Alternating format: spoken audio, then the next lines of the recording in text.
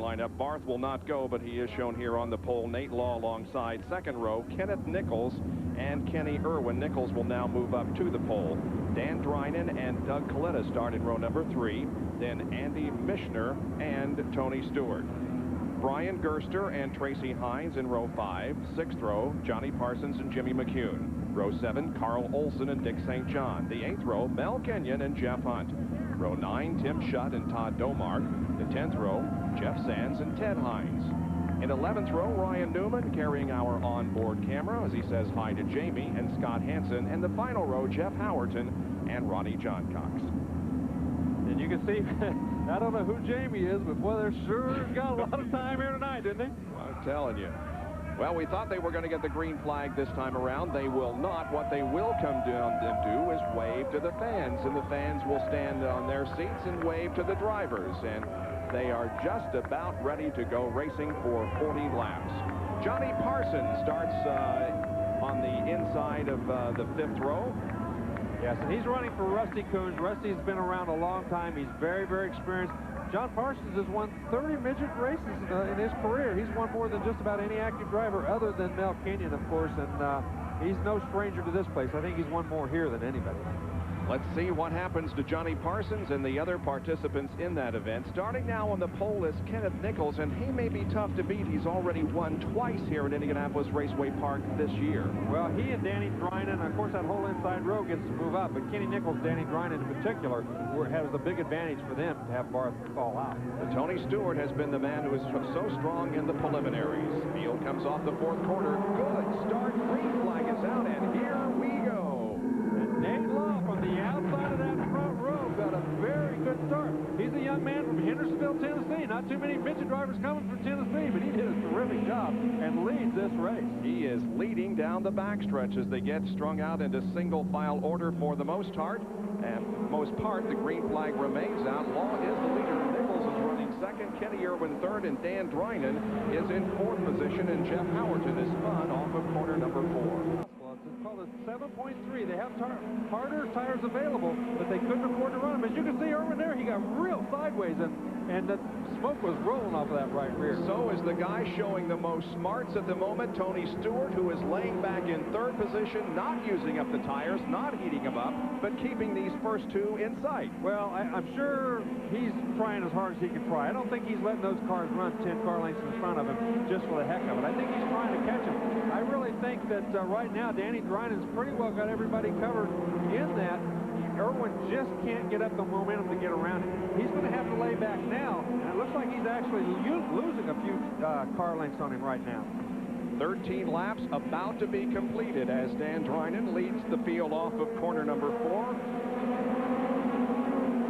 You can see right there, there's 4 and 5, and then a whole bunch of cars back here running the next few, and then there's a big gap back to Brian Gerster, who still has, what, 6, 7, 8, 9 cars following him trying to get around. Yeah, that's Tim Schutt right behind him. Nate Law is also in this mess, as is Mel Kenyon. We jump on board the car driven by Ryan Newman, who is following about 7 cars. That's Ted Hines right in front of him in the red 28 car. It's Domark in front of that. And then I think right in front of him is Mel Kenyon and Olson. Jeff Hunt is also up in this mix as a lot of battling for position is going. Oh, some tire contact there between Olson and somebody. I don't know who it was. Boy, those cars were touched. You can see the smoke rolling as they touched wheels. Very fortunate that nobody got in real bad trouble. Here's Dick St. John down on the inside of Jeff Hunt, and they made contact. Boy, that was inevitable. There was just not enough racetrack for those 2 cars, but I don't think anybody got badly hurt by that in terms of suspension or anything, so they keep up the pace.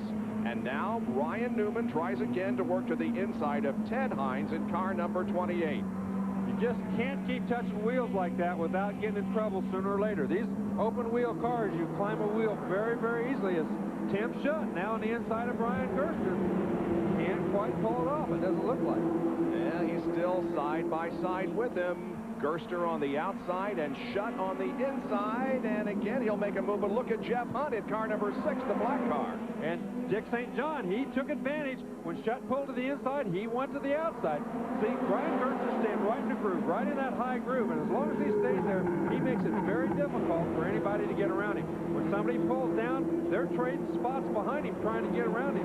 But they aren't getting around him because he's just fast enough to hold them off. This is the lead again. This is Irwin trying to get around Danny Dreinen, and it looks like he has caught back up with Dreinen. And Stewart is the one that's really pulled in. Tony Stewart has reeled him in, and that's Doug Coletta in the black car reeling all 3 of them in. Here comes 5th, Kenneth Nichols, then Andy Michener, and behind them are Jimmy McCune and Nate Law. Now, once again, here is Kenny Irwin trailing the 33 car. Oh, he gets sideways, and boy, Tony Stewart just barely got by him. Man, was that close. Boy, I got to believe something happened to Kenny Irwin's car, because he's been running pretty much that same line the whole race, and that thing did a pretty fast spin on him. You know, it may have just been something that happened to him, but it certainly didn't appear to be anything that he did. I thought he was running a pretty good line, and baby, all that thing just turned around on him all of a sudden. We are within 1 lap of the halfway point. 19 laps have been completed, and of course these laps under caution will not count. Here it is again. He's running by himself, and all of a sudden the car just jumps out from under him. Well, he either just hit the throttle a little bit too hard, which turned that race car around, or he could have gotten in some oil, but it turned around awfully fast. We look at Billy Shipman, the flagman, got the yellow flag out. For the first time in this race, the yellow comes out because of the spin involving Kenny Irwin Jr., and Jeff Howerton has also spun at the opposite end of the racetrack. We'll take a break and be back with the final 21 laps of the Mel Kenyon Classic in just a moment. Back at Indianapolis Raceway Park, Danny Dreinen, the leader when we went to commercial, will start at the back of the field. The car was leaking oil. They fixed the leak, but he has to go back to the tail because they worked on the car, so it cost him the lead. Ted Hines' leak appears terminal. He's out of the race. And look here, we're going back to green. Yes, indeed we are. Green comes out, and Tony Stewart is now at the front of the field with Doug Coletta running in 2nd position. And both Kenny Irwin and Dan Dreinen are at the back of the field, and they only have half a race, 20 laps to make up some ground. Here's Nate Law moving to the inside of Jimmy McCune. That's right. He moved quickly to the inside of him, couldn't make the pass, but Doug Coletta and Tony Stewart, obviously the big recipients of that oil leak, a gift to them, as they both moved up 2 spots, and the first 2 cars both had to go to the back and tack. What a tough race. Yeah, Andy Michener is running in 3rd, Kenneth Nichols 4th, then comes McCune and Nate Law, as Tony Stewart is still at the front of the field with Doug Coletta within just a couple of car lengths, and not letting Tony Stewart get away by any means. No, he's not. He's been running pretty fast. He was actually catching those front guys as they ran through the latter part of that last green flag segment. But he was a long way behind when he got through traffic, so he wasn't very close to them. We see Andy Michener, and then Kenneth Nichols also running in 4th spot. Oh, and look at Nate Law in that blue car, way up next to the wall, as close as he wants to get to it. Like you're he sure did. He kissed it. He didn't hit it very hard, but he got up there and kissed the wall, that's for sure. But Nate Law doesn't lose a position and hangs in there in 6th spot. That man's doing as good a job as I've seen him do here at Indianapolis Raceway Park. He's up there, like we said, walking with the tall dogs and doing a pretty good job of it. Now Jimmy McCune looks to the inside of Kenneth Nichols, headed down into turn number 1. Nichols holding the position. And Dan Dreinen now is running ahead of Ryan Newman, and Dreinen is in 17th, Newman in 18th. Our onboard camera giving you the shot of some great battling that's going on. And Kenny Irwin and Danny Dreinen are in the back of this whole gaggle of cars here, and they're going to have to be very careful, because these guys have been touching wheels and bumping each other through this whole race, and so far they've been lucky. Nothing serious has happened, but you can't continue to do that for very long. Dreinen on the inside of the racetrack, Irwin running the middle line. They're passing cars right and left, but they don't have enough laps to go to win the race, I don't believe, and they certainly are moving up through the traffic, unless, of course, we get a caution.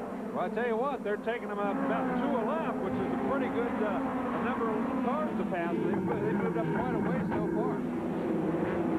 Dreinen now up to 13th position. And that's right in front of him is Jeff Hunt, and Tim Shutt in the white car. Oh! got into, I'm not sure whether Hunt got out of the throttle or Danny Dreinen just completely misjudged what was going on, because he went in there and hit him pretty hard in the back bumper. Well, that gave Jeff Hunt some incentive because he picked up position. This is back up front now, as Tony Stewart and Doug Coletta are still running first and second. Coletta has won 3 times this year, and Stewart twice in the midgets. There's Michener, and the rest of the field comes through, and now we pick up this big gaggle of cars that include Dan Dreinen, car 33, passing Tim Shutt. And Tim Shutt used to be the mechanic for Danny Dreinen. He worked for him for several years. I didn't even know Tim had ever driven a race car until he showed up at Raceway Park here a few weeks ago. Obviously, he does a very good job, but looks like the teacher is still Dan Dreinen. Dan Dreinen has moved up to 10th position now. The car ahead of him would be Dick St. John. That's the next one that he will try to pass. There is Kenny Irwin, who isn't having as much luck as Dreinen is moving up through the field. Well, he might have flat spotted those tires as he spun up there, you know, which makes the race car a little bit harder to handle. So, and obviously, he's not moving up nearly as quick as Dan Dreinen. Less than 11 laps to go. Tony Stewart has won at Terre Haute and in Kansas City for his 2 wins. Doug Coletta has won twice here at Indianapolis Raceway Park and once at Winchester. He is the winningest driver in the USAC National Midgets Series, but as we showed you in the beginning of the show, because of the fact that there were some dirt races in there that he didn't have a great deal of success at, and due to the fact that he also chose the sprint cars in some midgets, he's dropped out of the 5 in the point standings. Here is Kenny Irwin trying to get around Carl Olson there with a 17 car. Yes, you can see right now, he gets back there, he tries to make a run, tries to get down to the inside, but he just doesn't get into the corners nearly as well. I just don't think the race car is working nearly as well right now as it was earlier in the race. He gets a good run off of the corner, but getting into the corner, he has to be a lot more cautious. He might have some sort of a trouble with the brakes, too, because it doesn't appear to be very aggressive getting into the corner. Olson to the low side of Jeff Hunt there for a moment, and he once again goes to the inside. We watch from Ryan Newman's perspective, and Olson, it looks like, picked up that position. He just can't quite get it done. Jeff Hunt's down on the inside of Tim Shutt now, and he's going to try to pull off that little slide job pass, and he does. He rolls up in front of him. Boom! Olson cut down to the inside of Kenny Irwin. Irwin had to, if he had brakes, he was on him pretty hard right there, I guarantee you. Now Olson again to the inside of Tim Shutt. We've got less than 7 laps to go in this race as we're watching some action in the back of the pack from our tread cam. Up front, its situation is the same. Tony Stewart leads over Doug Coletta. There's the interval back to 3rd place. Andy Michener. And then 4th, 5th. There's quite a distance between 4th, 5th, 6th, 7th, 8th, 9th, all these guys back here. Then we go back to positions back around 10th, 11th, 12th, and there's a lot closer competition back there. But I'm going to tell you something. I think Tony Stewart is losing just a little bit of ground right now to Doug Coletta. 5 laps to go. And we watch the leaders now move through some of the slower traffic on the backstretch. Stewart puts a car between himself and Coletta. Now Coletta successfully gets around it. This is going to make all the difference in the world, this lap traffic.